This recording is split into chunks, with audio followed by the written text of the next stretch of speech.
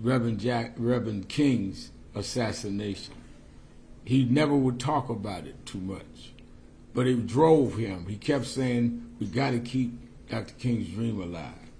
He was 12 years younger than King, as I was 13 years younger than him, and he would always challenge me that your generation's got to do what John Lewis and all of us that were younger than Dr. King did. He kept the movement going by keeping the economic boycotts of Operation Breadbasket going, by dealing with diversity, by fighting for affirmative action. You must remember when the late 70s and 80s, when Reaganism rose and there was this backlash on civil rights, Jesse Jackson took the front with John Lewis and others to restore what Dr. King had done. We romanticized the 60s like they were never challenged. They were challenged. We had to renew the Voting Rights Act every 5 years. We had to deal with state laws. And it was Reverend Jackson that did that into our era of having to deal with racial profiling and driving while black and all. We learned all that from him. It was in 1984, when he ran for president, that he changed the rules that primaries were governed by, where in pre-Jackson, if you ran in New York, for example, and you got 104 delegates and your opponent got 100 delegates, your opponent got all 204 delegates. It was Jesse that made it be, no, you get your 100, they get 104. With him changing it to proportional delegate representation is how Barack Obama was made the nominee. Hillary Clinton won more big states, but he was able to accumulate more delegate votes. So he literally changed the party in '84. And then in '86, the midterm elections changed because he had registered so many new voters that had not been calculated before, that many of the states turned, and the U.S. Senate '86 became Democratic control and maintained a lot of the things that we would have lost under the Reagan era because Jesse Jackson registered those voters. In '88, he ran again, got 7 million votes, won the city of New York. It was his '88 race where he won the city. He lost the state to the caucus, but he won the city of New York, which made us believe in '89 we could win. And we did by electing David Dinkins. David Dinkins was his coordinator for New York City in '88 and became the mayor in '89 off Jackson votes and the belief we could win it because Jesse Jackson, despite the controversies around him, won the city of New York in '88. So I'm not talking about somebody that just is some removed figure in history. He literally changed American politics, New York politics, and kept the civil rights movement going, and then raised some of us that have been in the forefront in the first part of the 21st century to do what we do. And he's been there with us. When we did George Floyd, he was right there in the church with us when I did the eulogy. He was there with us with Trayvon Martin. He never stopped. I once said to him, you already in history, you've gotten all the honors, why do you keep going? He said, I never learned how to retire. He said, you got to remember how Dr. King was killed at 39 years old. Medgar Evers was killed at 39 years old. Malcolm X was killed at 39. We were never raised to be 40 years old. He said, I woke up one day at 55, there's no retirement plan for us. And he kept going until this morning. So my whole life and the whole country and the world was changed. Don't forget, he went and got hostages from Iraq, hostages from Syria that no one else could get for this country. Never got the credit he was due. But he said to me that those that need the credit don't deserve it, and those that deserve the credit don't need it. Well, I'm going to make sure as long as I'm alive, he gets the credit, Reverend Jesse Jackson. On this Saturday, our regular Saturday Action Rally will be at the historic Mother Amy Zion Church. It's the church that Frederick Douglass spoke at. It's the church that Sojourner Truth at the altar changed her name from a slave name to Sojourner Truth. It's the church that Madam C.J. Walker's funeral was at, church that Paul Robeson was a member of. His brother was one of the pastors. So in Black History Month, we're going to dedicate the action rally this week to Jesse Jackson, which was the last organization he spoke for in the city of New York. Last time in Harlem, when he left the House of Justice, we took him to Sylvia's. And I never forget when he finished, we had to help with the fork. And he told me, wheel me into the kitchen, and he shook hands with all of the people in Sylvia's restaurant, shook hands with him in the kitchen. That's the last time he was here. So we're going to honor him. We're asking all of our city officials to join us there. We are the organization that Dr. Jackson worked with, and we're going to honor him this Saturday. We want all of them to come and give their condolences in a New York salute to Reverend Jesse Jackson. Any questions? Yeah, Reverend Sharpton, what did he open your eyes to?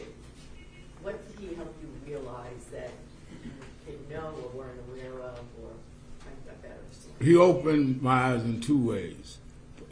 He opened my eyes that we could make a difference, we could make change, that we could not be cynical. So by him running, as never had been an elected official, with most black elected officials at that time not with him in '84, when he ran and did that, I believed that we could make a difference, we could change laws, and which is why I went from just being bitter to trying to be better and be able to help change the system by not just fighting the system, but fighting it inside and outside at the same time. What he did for me personally, I was born and raised in Brooklyn. My father left when I was 10. Unlike many other ministers that I looked up to, I didn't come from a high pedigree, nice family with my father and grandfather and great-grandfather preachers. My father left. Jesse was born out of wedlock. He taught me, his slogan was, I am somebody. It's not how you're born, it's where you go with it. So he made me believe even a kid on welfare in Brownsville, Brooklyn, could be somebody because of Jesse Jackson taught me that. Look what he did, born out of wedlock in Greenville, South Carolina. If he could do it, I could do it. It's easy for a preacher that's got PhD and his daddy was a big preacher and granddaddy. It's easy for him to do it. It wasn't easy for Jesse. And he taught me that it didn't have to be easy for me, but I can make it anyway. Good morning, Reverend Sharpton. I was just looking at some of the archived video this morning. One of them that just popped up was the march in 1995 against the social service cuts against Governor Pataki. Just, what do you remember? Take us back to that day and what you remember about how powerful that day was with Reverend Jackson. In 1995, they had cut the budget. Pataki had just been elected in '94, and I decided we were going to do a 10-day walk from New York to Albany. And we started at the Canaan Baptist Church where Wyatt T. Walker was pastored in, Dr. King's aide, and we'd walk a mile and a half a day. Reverend Jackson flew in and said, I'm going to start the march with y'all and finish with y'all. And I said to him, oh, you're not doing all 10 days? He said, I'm not overweight, you need to walk. So we would laugh about that. And he met us in Albany, and we marched on George Pataki and got a lot of the legislation restored. That's how much he had local impact. He worked a lot with 1199, he worked with National Action Network, but he would know, he would call me. We used to talk 6 o'clock every morning. He would call me and say, what are y'all doing about this referendum? I said, how do you know about that? But he was constantly kept his hand on the pulse on what was going on around the country. Reverend Sharpton, can you speak to how he was a bridge between generations, of Dr. King's generation, your generation, and the generations today of the social justice movement? I think that Jesse Jackson was a bridge that was not given credit for.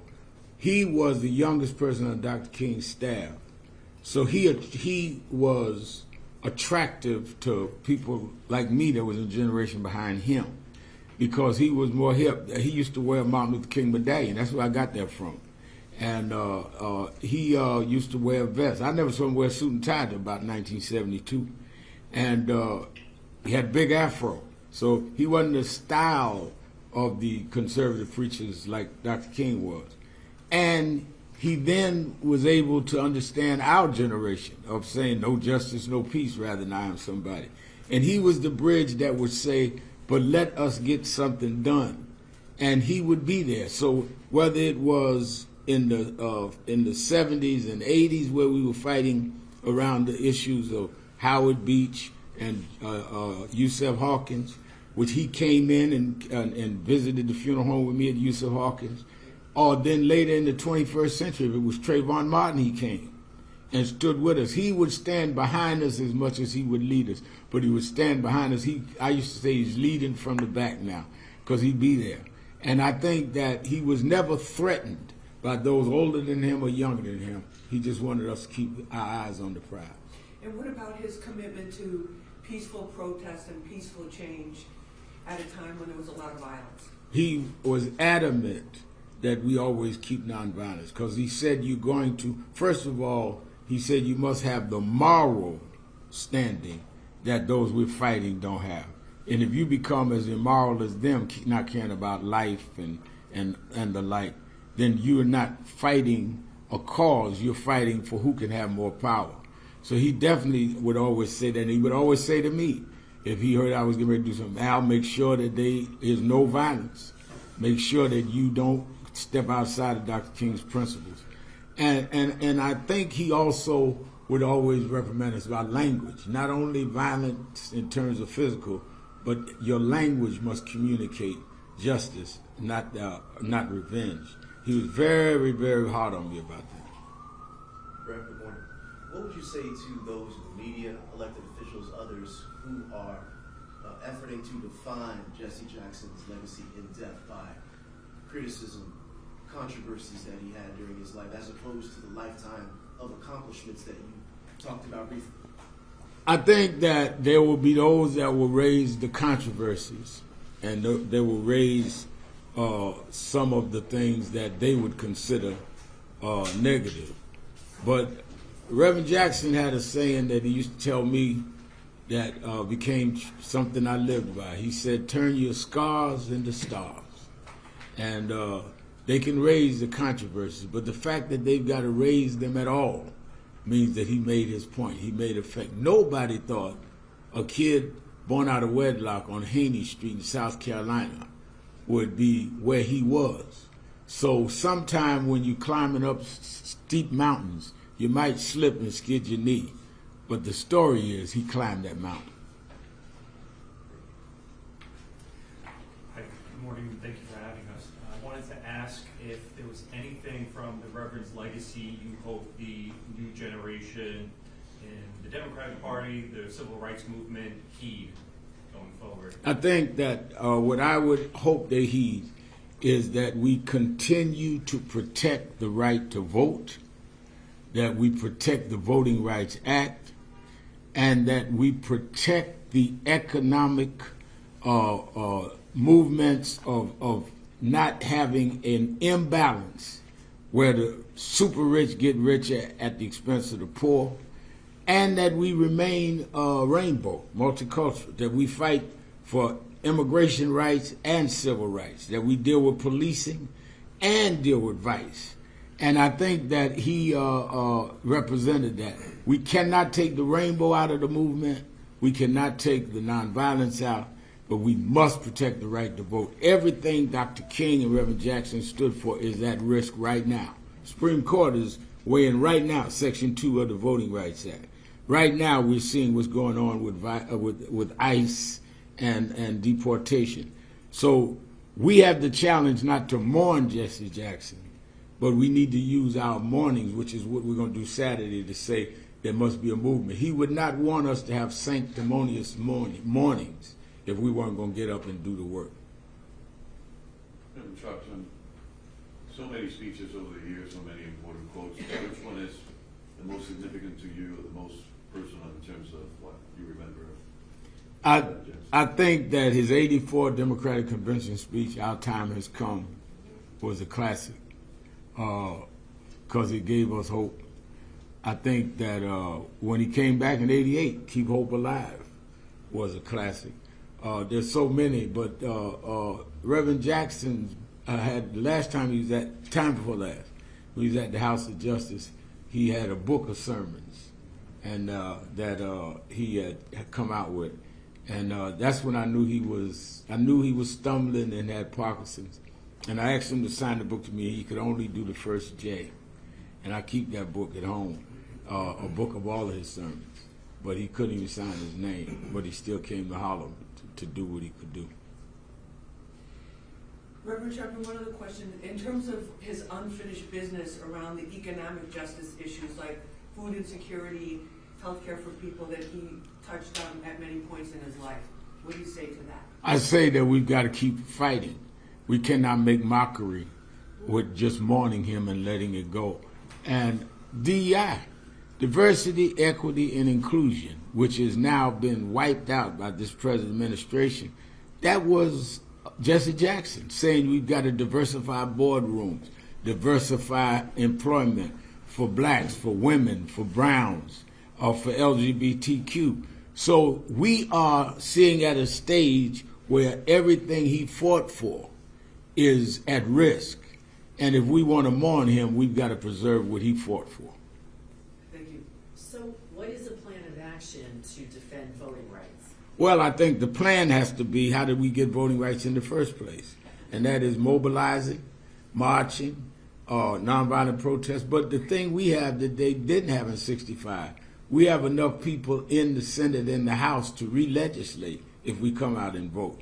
If we come out in the right numbers, a member of National Action Network named Hakeem Jeffries would be the Speaker of the House and can call the hearings and find out what's really going on in ICE. So every time it looks hard to me, I think about how hard it was for Jesse when he was a student leader in North Carolina, how hard it was for Dr. King. We don't have a right to complain. They turned the country upside down, and they didn't even have social media.